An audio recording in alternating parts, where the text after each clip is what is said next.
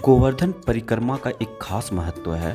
श्रीमद् भागवत में भी इस बात का जिक्र है कि भगवान श्री कृष्ण ने ब्रजवासियों से गोवर्धन पर्वत का आराधना करने के लिए कहा था और कहा जाता है गोवर्धन पर्वत का परिक्रमा करने मात्र से ही भगवान श्री कृष्ण और राधा रानी का आशीर्वाद मिल जाता है। आज की इस एपिसोड में मैं आपको बताऊंगा कि गोवर्धन आप कैसे आ सकते हैं, गोवर्धन को घूमने का सही तरीका क्या है और परिक्रमा करने का सही तरीका क्या है। बहुत सारी अहम जानकारियाँ आपके साथ शेयर करूँगा। आप इस वीडियो के माध्यम से पूरा गोवर्धन घूम पाएंगे और घर बैठे परिक्रमा भी कर पाएंगे। हेलो फ्रेंड्स, मैं हूँ रोहित और आपका हमारे channel blog on with Rohit पे स्वागत है। अगर आप नए हैं तो चैनल को सब्सक्राइब करें। बात करते हैं यहाँ पर आने का, तो अगर आप दिल्ली से आ रहे हैं तो दिल्ली के कश्मीरी गेट बस डिपोट से मथुरा के लिए बस ले सकते हैं, जिसके लिए आपको 150 रुपये खर्च करने होंगे। और अगर आप ट्रेन से आ रहे हैं तो नज़दीकी रेलवे स्टेशन है मथुरा रेलवे स्टेशन, और अगर आप फ़्लाइट से आना चाहते हैं तो नज़दीकी एयरपोर्ट है आगरा, और फिर आगरा से बस या टैक्सी लेकर आ सकते हैं। दोस्तों, ये है गिरिराज महाराज का मंदिर। मंदिर के ठीक पहले से शुरू होती है गोवर्धन पर्वत का परिक्रमा। परिक्रमा दो तरह की है, एक होती है पहले बड़ी परिक्रमा, उसके बाद छोटी परिक्रमा। बड़ी परिक्रमा पूरी करने के बाद गिरिराज मंदिर के पास निकलते हैं और फिर वहीं से छोटी परिक्रमा शुरू होती है। परिक्रमा के दौरान श्याम कुंड, राधा कुंड, गौशाला, फिर मानसी गंगा का दर्शन होता है, जहाँ तो को स्नान कर पूजा करनी चाहिए और फिर मनसा देवी में पूजा करनी चाहिए। फिर यहाँ गिरिराज मंदिर में पूजा करने के बाद ही पूर्ण परिक्रमा मानी जाती है। यहाँ से शुरू होती है परिक्रमा। भगवान श्री कृष्ण ने द्वापर युग में ब्रजवासियों को इंद्र के प्रकोप से बचाने के लिए गोवर्धन पर्वत अपनी कनिष्ठ अंगुली पर उठाया था, इसलिए गोवर्धन पर्वत को भक्तजन गिरिराज भी कहते हैं। पहले यह 7 कोस में फैले हुए थे, पर अब धरती में समा गए हैं। बड़ी परिक्रमा 12 किलोमीटर की होती है। परिक्रमा में आगे बढ़ने पर एक मंदिर पूछरी का लोठा मंदिर आएगा, जो काफ़ी प्राचीन है।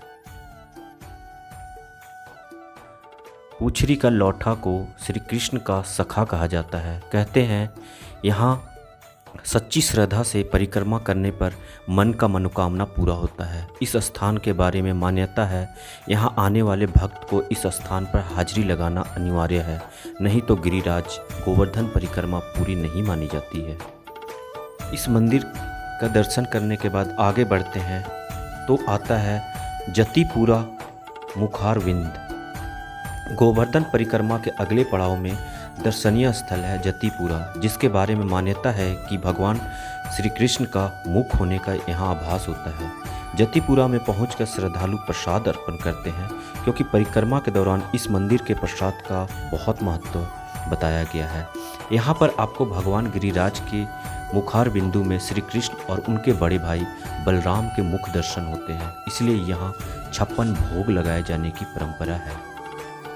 यहाँ से आगे बढ़ते हैं तो छोटी परिक्रमा की शुरुआत होती है, जो करीबन 9 किलोमीटर की होती है। यहाँ सबसे पहले आती है प्राचीन समय की शुरुआत की गई हुई गौशाला, जो आज भी चल रही है। छोटी परिक्रमा के अगले पड़ाव में राधा कुंड आता है। कहा जाता है गोवर्धन में ही कान्हा गाय चराने आते थे, तब एक बार अरिष्टासुर राक्षस बछड़े का वेश में कान्हा को मारने आया। तब कान्हा ने उस बछड़े का वध कर दिया। वध करने के बाद राधा रानी ने श्री कृष्ण से कहा, आप पर गो हत्या का पाप लगेगा। तब श्री कृष्ण ने यह सुनकर अपनी बांसुरी से एक कुंड खोदा और उसमें स्नान किया। तभी से इस कुंड को राधा कुंड कहा जाने लगा।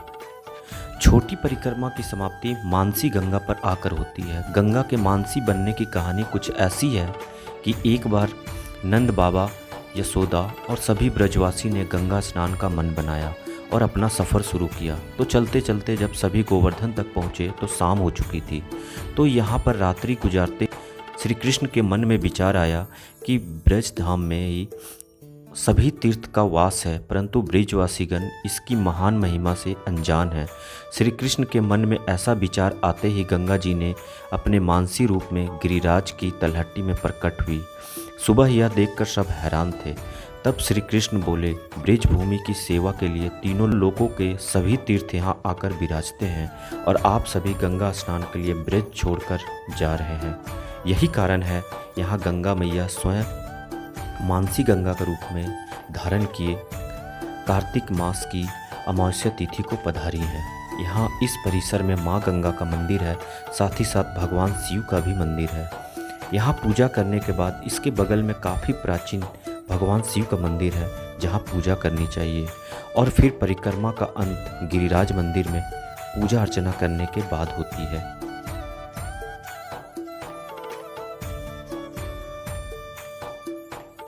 तो फ्रेंड्स, इस वीडियो में हमने कोशिश किया पूरा गिरिराज पर्वत परिक्रमा कराने का। तो फिलहाल इस वीडियो में इतना ही, फिर मिलते हैं नेक्स्ट वीडियो में। धन्यवाद।